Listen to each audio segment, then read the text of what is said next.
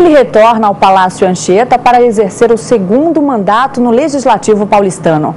Com trajetória ligada à defesa da educação de qualidade e dos direitos dos profissionais do setor, o vereador Cláudio Fonseca é o nosso convidado de hoje do Jornal da Câmara, primeira edição. Boa tarde, vereador. Seja bem-vindo ao Jornal da Câmara. Queria saber como é que está essa expectativa para essa nova etapa aqui no Palácio Anchieta. Bastante positiva, né? Eu sou uma pessoa bastante otimista, principalmente quando se tem uma ferramenta como a política, para que nós possamos atuar. Eu vejo sempre a atuação parlamentar, assim como a atuação daqueles que estão em cargo executivo, né, como ferramentas para agir, para atuar, para melhorar a vida das pessoas. Então, estou bastante otimista, porque, como matemático, eu também sempre faço cálculos. São 11 milhões de habitantes na cidade de São Paulo, e são 55 vereadores que a cada 4 anos, portanto 55 cidadãos a cada 4 anos que têm a oportunidade de participar da vida institucional da cidade através da representação parlamentar. Então, no ciclo de uma vida, são poucas pessoas que vão ter experiência que eu já tive por um período, que vou retornar a exercê-lo. Então, isso é muito positivo, não poderia, de forma alguma, nem negligenciar com a autoridade que me conferiram de analisar os problemas da cidade e apresentar soluções, não é? E nem me intimidar também. Eu estou bastante otimista com as possibilidades que nós temos, né, como vereadores da cidade de São Paulo, de discutir problemas e buscar soluções. O senhor pretende retomar os projetos que ficam tramitando na casa? Olha, tem alguns projetos que eu apresentei, não é? No período de 2001 a 2004, eu apresentei 113 projetos de lei. Na ocasião, aprovei 18, foram vetados a maioria pelo Executivo, mas alguns projetos ficaram, não é? Se transformaram em lei e hoje são políticas públicas na cidade de São Paulo. E tem alguns outros projetos que, com a minha saída, eles não andaram mais. Ao contrário de alguns vereadores que contaram com a sorte de, mesmo não estando na Câmara, ainda ter alguns projetos seus tramitando, no meu caso, nenhum andou. Alguns outros foram apropriados politicamente por alguns parlamentares e conseguiram até se converter em lei, que para mim é uma satisfação. Eu não tenho essa vaidade que ou o projeto carrega meu nome, ou ele não se transforma em lei, ou não melhora a vida das pessoas. Tem alguns que de fato foram aprovados, com outro nome, com o mesmo conteúdo, né? Mas isso é muito positivo. Mas se é para melhorar a vida das pessoas... Não há problema algum, eu compartilho, né? E quanto mais celeridade se ganhar na solução dos problemas, eu acho melhor. Então, alguns projetos eu vou retomar, vou exemplificar né, que cria o Fundo Municipal, né, de Desenvolvimento e Manutenção da Educação. Você tem um Fundo Nacional de Desenvolvimento da Educação, mas era necessário se criar aqui na cidade de São Paulo um Fundo Municipal, né, de Desenvolvimento e Manutenção da Educação Básica. Isso se justifica pelo fato de nós termos verba vinculada, né, do orçamento para aplicação, né, focada na educação, e de um ano para o outro, às vezes, a prefeitura não aplica integralmente o percentual obrigatório. Então você tem ali uma sobra de receita e muitas vezes ele é utilizado em outras despesas. Remanejado para outras áreas. Então isso deve ser constituído um fundo, não é? E aquele dinheiro especificamente só deve ser investido na manutenção, na conservação, na expansão da rede física escolar, criando mais escolas, no investimento na formação dos educadores, no salário, na remuneração dos educadores, na logística das escolas com o uso de novas tecnologias. Afinal, nós vivemos no mundo da informática, da robótica, da microeletrônica, não é?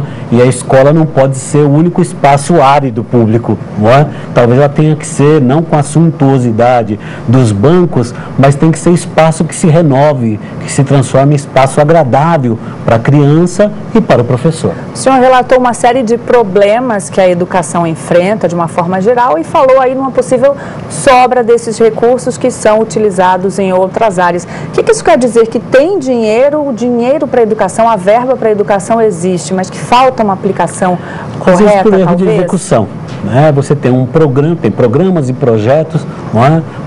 O orçamento da cidade pode estar prevendo a construção de 70 creches, não é? Ou ainda de mais 20 escolas de educação fundamental. entre o projeto e a sua execução, existe uma série de entraves, às vezes, para que de fato a escola saia do papel e passe a existir na prática. A cidade de São Paulo, você tem uma dificuldade imensa de encontrar terrenos para fazer construção de próprios públicos, seja na área de educação, hospital, AMA e assim por diante. Não é? E daí, às vezes, aquele projeto não sai do papel, né, naquele ano. Né? Mesmo que o terreno esteja lá, se ele não for um terreno da prefeitura, precisa de desapropriação. Às vezes tem entrave jurídico na desapropriação. Muitas vezes você quer construir uma escola, programa construir 70 escolas e, no entanto, você não tem o terreno aonde está a demanda. Porque o problema não é construir escolas, é construir escolas onde você tem necessidade para atender a demanda. Se o Capão Redondo precisa de escola, não adianta construir na região na Zona Norte de São Paulo, ou construir naquelas áreas onde os indicadores já apontam que há uma queda populacional, quer seja, né, por migração, né, efeitos migratórios, ou por queda da taxa de fecundidade, natalidade, crescimento de crianças. Então, essa região mais central, você já tem um fenômeno de redução da demanda, né, por educação, por escola, não digo por educação, porque o conceito é muito mais amplo, não é? Mas por escola, espaço escolar. Em outras áreas você tem uma demanda altíssima. Então, quando você não consegue executar aquilo que estava programado, com aqueles recursos destinados à educação, é óbvio que você poderia ter agilidade e usar aquele recurso e investir na formação e na remuneração dos educadores. Mas também tem vinculadores na lei de quanto que você pode gastar com despesas de pessoal e, às vezes, né, por mais contraditório que possa parecer, né, sobra dinheiro na educação. Tá? Assim, é a única área que tudo que você colocar ainda é pouco, mas ainda em determinados períodos você pode dizer, olha, faltou dinheiro aqui, sobrou dinheiro, não foi executado, né, a verba orçamentária, não é? Então sobrou dos 25% hoje que se gasta com manutenção e desenvolvimento do ensino, ou com os 31% que se gasta com um conceito novo que foi criado em 2001 de educação inclusiva quanto ao financiamento da educação, que eu acho errôneo, mas de qualquer maneira, né, não se gasta nem os 25 nem os 31. E aí com o seu projeto, que ainda está tramitando aqui na casa? Não, eu vou reabilitá-lo, não é? Vou reapresentá-lo, não é? Vou procurar a Secretaria de Educação para discutir, não é, esse projeto de lei, porque eu acho que é importante, porque o dinheiro é carimbado, deve ser gasto. Ficaria somente na educação. Sim, mesmo que você não executa num ano, mesmo que você não executa por algum entrave naquele determinado ano, você pode no ano subsequente, no próximo trimestre, quadrimestre, ir executando, e aquele dinheiro está carimbado, é para manutenção e desenvolvimento do ensino. Vereador, como presidente do Sindicato dos Professores em Educação no Ensino Municipal de São Paulo, o senhor tentou aí aliar e dar melhores condições de trabalho, principalmente por meio de um salário digno. Professor que está começando hoje, que situação ele enfrenta? Bom, enfrenta uma situação que é conhecida da maior parte dos brasileiros, de que pela falta de valorização à educação, de reconhecimento da importância estratégica da educação, não é? Muitos acham, não é, que investir em educação é construir prédios. Mas é construir prédios e colocar pessoas, né, habilitadas, né, bem preparadas e bem remuneradas. Então, os profissionais de educação em São Paulo e de resto no Brasil ainda sofrem, né, com a baixa remuneração. São Paulo, eu posso dizer que tem uma situação menos pior, não é? Enquanto alguns vivem no inferno, nós não chegamos ao céu, estamos no purgatório, não é? Até usando aqui a terminologia que é utilizada nesses grandes escolões, né? O céu está muito distante dos professores ainda, quer seja do Estado, quer seja do município, então precisa ter investimento, né, na qualificação e na remuneração dos educadores, pagar melhor. O piso hoje da categoria para uma jornada de 20 horas é de R$ 950. Isso no município. Na rede estadual, a situação, a tragédia é bem maior. Eu tenho 28 anos como professor, com nível universitário, trabalhando na rede estadual de ensino, com ensino médio, não é? Sou professor de ciências físicas e matemática, e o meu salário não chega a R$1.000. Então, não é padrão que pode, né, ter como referência o estabelecimento de dignidade profissional, não é? E nem exigir muito dos profissionais de educação, pela dedicação que ele precisa ter muitas vezes numa jornada de trabalho dilatada, de qualidade de ensino.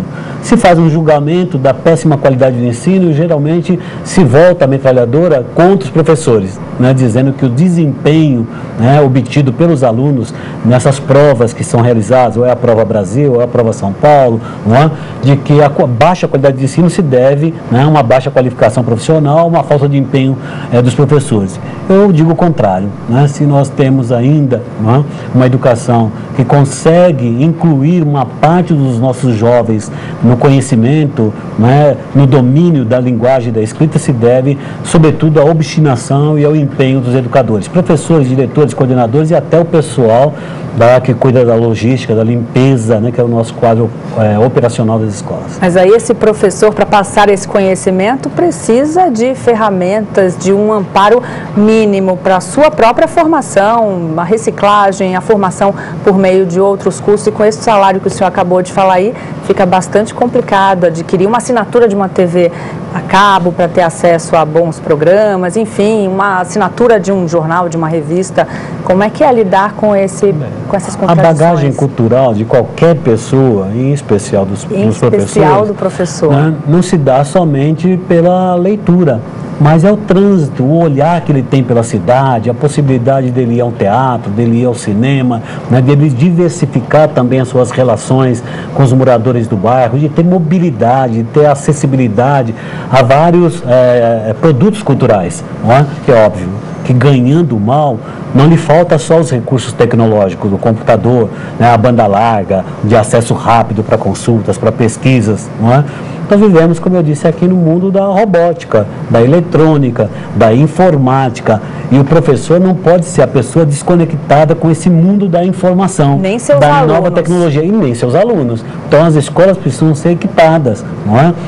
Nós temos progressos, não é, tímidos nas redes públicas de ensino. Aqui em São Paulo nós temos um laboratório de informática para as crianças, temos um professor orientador de informática, mas falta a essas pessoas, né, maior incentivo, maior apoio, inclusive, para que elas também tenham domínio das ferramentas, né, porque todas essas tecnologias são ferramentas, nada substitui o professor, nada substitui o conhecimento, né, porque ensinar e educar, né, exige concentração, não são formas de dispersão ou de comportamento dispersivo, tem que ter alguma concentração. Mas não precisa de uma certa mudança nos paradigmas da educação, no sentido do que é passado na sala de aula? Com esse novo mundo que a gente está vivendo, é possível manter os alunos, crianças, muitas vezes inquietas, parados diante da sala de aula? É preciso pensar numa inovação na forma de ensinar ou não? O senhor acredita nessa metodologia? Métodos envolve muito a relação do professor, a sua criatividade e tal. Mas as bases, os fundamentos do conhecimento não mudaram tanto assim. Não é? O computador só foi possível porque antes você teve a máquina a vapor. Não é? Se você conseguir fazer com que a criança entenda, né, o que levou o homem a descobrir a máquina a vapor, ele está muito mais próximo de entender como é que funciona o computador. Então, a teoria da relatividade, né, as leis da física, da biologia, da química, o conhecimento, os fundamentos, né, teóricos, não mudaram tão significativamente assim. Tá? Então, eu não substituo, não é, a paixão pelo educar, o conhecimento, o domínio dos fundamentos do conhecimento por tecnologia. Não é exatamente isso. Esse é o melhor caminho. Mas eu acho que você deve ter um ambiente sedutor. A escola deve ser um ambiente que seduz a criança. Ele não pode ser um espaço árido, onde ele se vira para uma parede e vê uma parede pichada, riscada, uma porta inexistente, procura um cesto de lixo, alguém falando para ele de política ambiental, ele procura um cesto de lixo, não tem na unidade, não é? Ou ainda vai para a quadra de esportes e não consegue praticá-la, não é?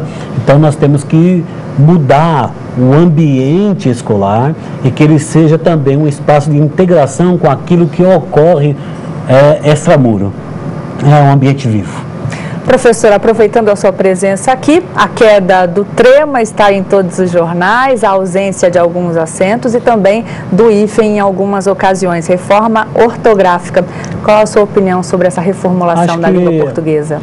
essa reforma, para quem dominá-la, né, elimina alguns terrores, né, no domínio da língua portuguesa. Tem muitas pessoas que não sabem onde coloca o trema, onde coloca hífen, não é? Então, é muito importante que você tenha uma reforma, porque a língua também, ela é viva, ela se moderniza, né? Ela agrega, inclusive, determinadas expressões que não são utilizadas única e exclusivamente pela língua portuguesa na sua raiz. Então, ela é importante. Para uma nação, né, que pretende dialogar e mais amplamente com outras nações também, né, e influenciar através da sua cultura, é muito importante esta reforma. A língua portuguesa, ela precisa se universalizar mais, embora ela seja uma língua falada, né, em diversos continentes, em diversos países. Não se fala a língua portuguesa só em Portugal e no Brasil, né? Os países que foram colonizados por Portugal, não é? Também usam a língua portuguesa, ela é falada mundialmente por milhões e milhões de pessoas, e nós queremos, assim como a língua inglesa tem uma forte influência em vários países, eu acho que essa reforma pode contribuir pela expansão da língua portuguesa, por seduzir mais pessoas também até o domínio da língua portuguesa. Ok, vereador Cláudio Fonseca, muito obrigada pela sua presença aqui no Jornal da Câmara, primeira edição, e bem-vindo de volta ao Palácio Anchieta. Eu agradeço a vocês e a todos os que nos assistem.